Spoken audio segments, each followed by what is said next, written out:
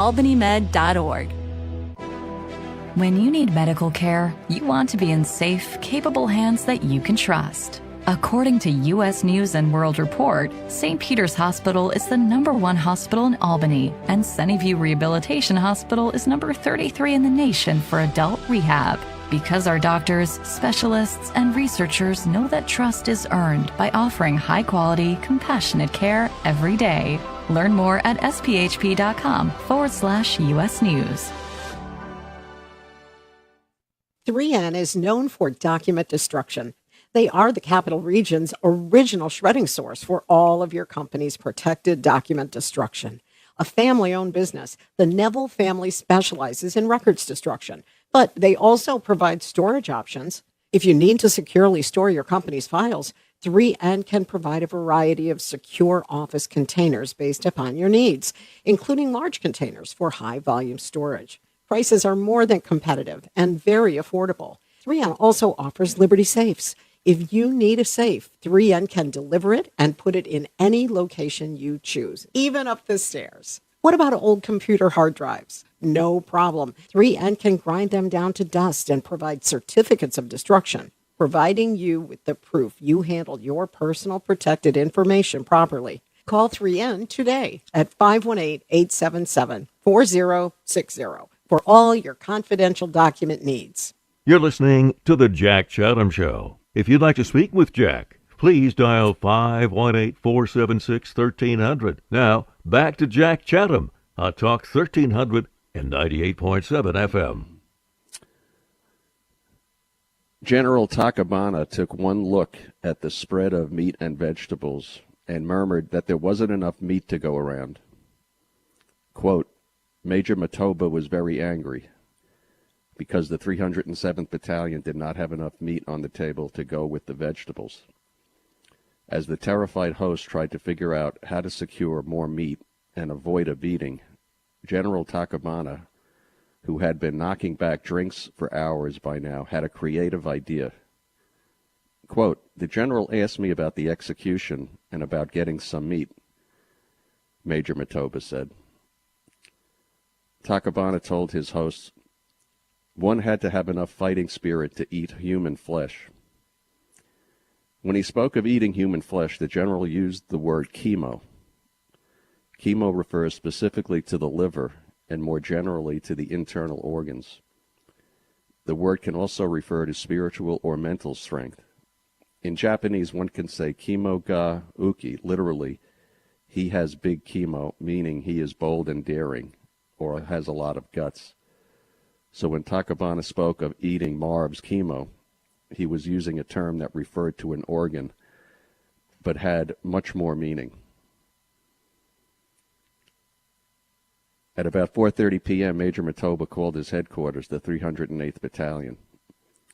Quote, Matoba sounded drunk on the phone, said Captain Kanmori, who took the call.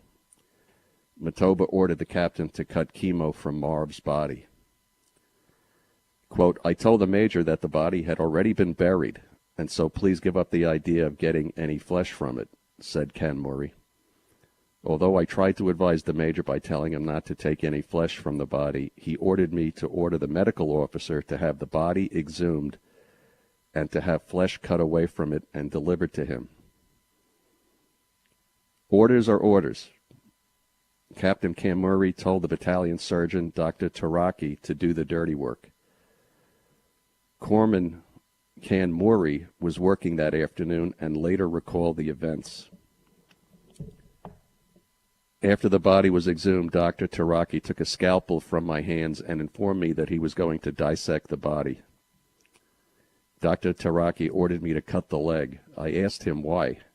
He answered, it's Major Matoba's order. It was a custom in the Japanese army that when the whole body could not be given a proper burial, we would sometimes just cut off a hand or a foot and give this portion a proper burial. Therefore, I thought the same thing was desired of this body, and I started to cut off one of the feet. Then Dr. Taraki said, you should not cut there at the foot. You must cut the thigh. I asked him, why should I cut the thigh? Then he told me, you should not ask questions. It was an order. Must I cut the whole thigh off, right to the bone? No, Taraki replied, just remove the flesh. Dr. Taraki cut open the chest and took out the liver. I removed a piece of flesh from the flyer's thigh, a piece weighing about 6 pounds and measuring 4 inches wide, about a foot long. The doctor wrapped up the liver and flesh in white cellophane paper. I had bought gauze bandages and cotton from the sick bay. I placed the gauze over the leg wound and then started to bandage it.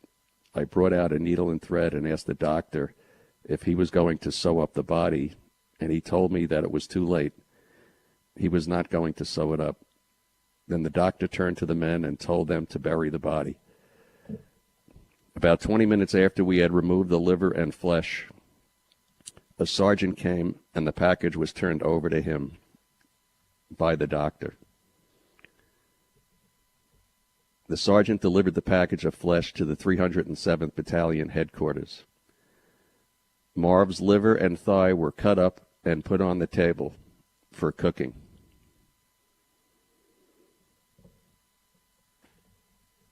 You get the idea. That's from a book called Flyboys by James Bradley, whose father was one of the Marines who raised the flag on Iwo Jima.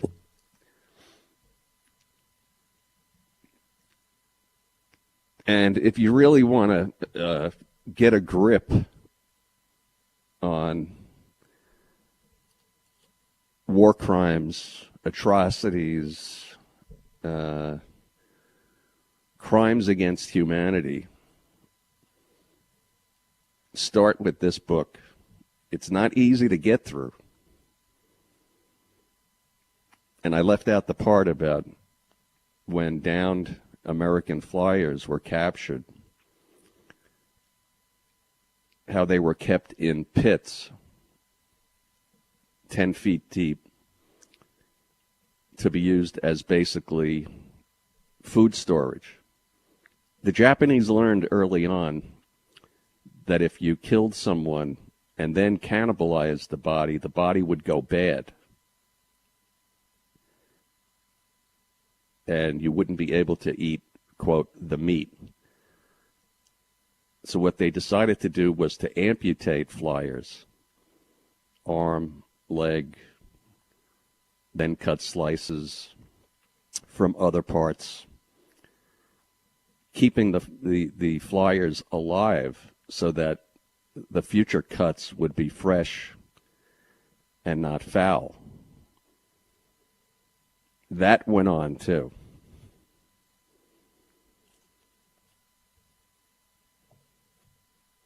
So this was towards the end of the war in the Pacific. As the Navy and the Marines started to get closer and closer, the Japanese just started butchering and killing people left and right, prisoners mostly.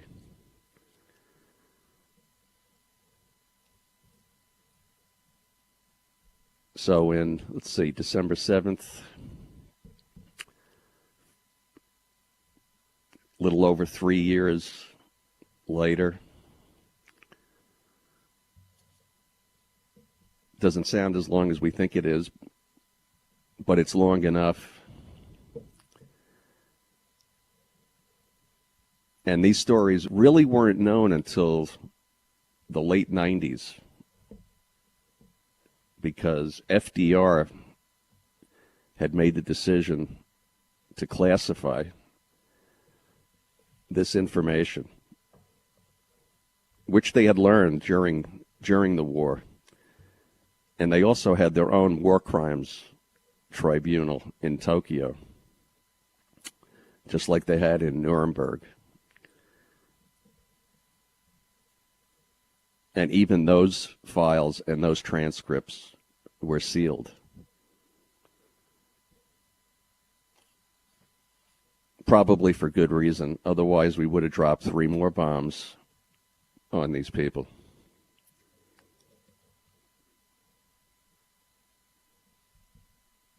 And talk about, education systems. The Japanese steer clear of all of this.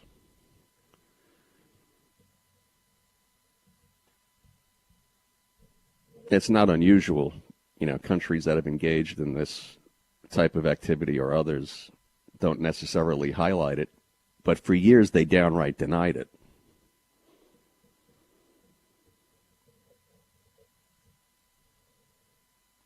So when you hear people talk about the excessive use of atomic energy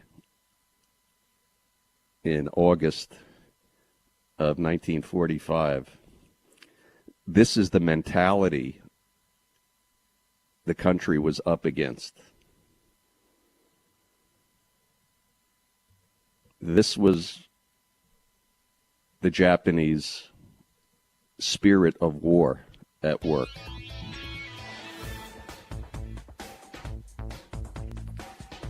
All right, team. Welcome back to the Jack Chatham Show. Talk 1300, 98.7, 518-476-1300. December 7th, in the year of our Lord, 2023. 82 years ago, right around now, we were finding out. Back after the news.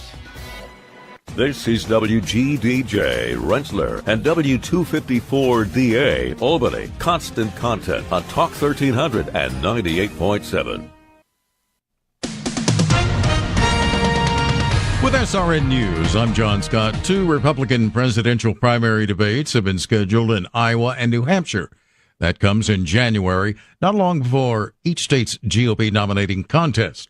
Former President Trump, the GOP frontrunner for the 2024 nomination, has yet to take part in any debate and has said he doesn't plan to. House members have voted again to punish one of their own, targeting Democratic Representative Jamal Bowman for triggering a fire alarm in one of the U.S. Capitol office buildings when the chamber was in session. More than 1,000 workers at Volkswagen's Tennessee factory signing cards authorizing a vote to be represented by the United Auto Workers Union.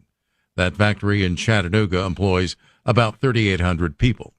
The Dow had 72 points, the Nasdaq up 187. This is SRN News. Questions in the Albany Police Department. I'm Angela Rossetti in the Talk 1300 and 98.7 newsroom.